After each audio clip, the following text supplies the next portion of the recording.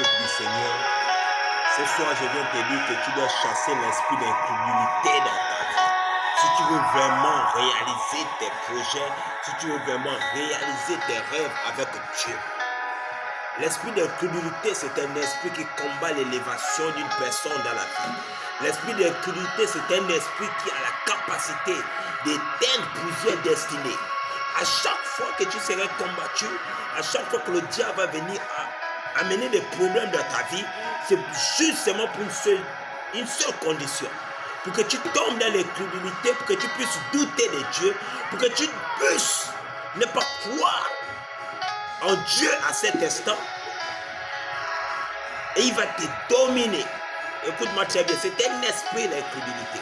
C'est un esprit qui a arrêté plusieurs destinées. C'est un esprit qui a reçu à détruire plusieurs gloires. Oh, tu dois puissamment écraser l'esprit d'incrédulité dans ta destinée. Ce que Dieu a dit dans ta vie, ça se fera.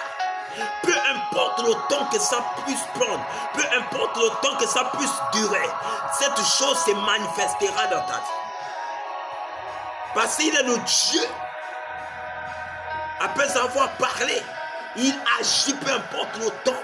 La Bible dit qu'il avait promis à Abraham, peu importe le temps que ça durait. Il a fini par réaliser cette promesse.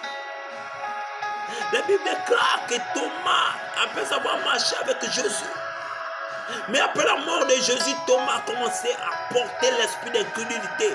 Les frères ont dit que Thomas, le Seigneur est ressuscité, le Seigneur est vivant. Mais il dit, tant que je ne vois pas et que je ne touche pas de mes promesses, je ne vais pas croire.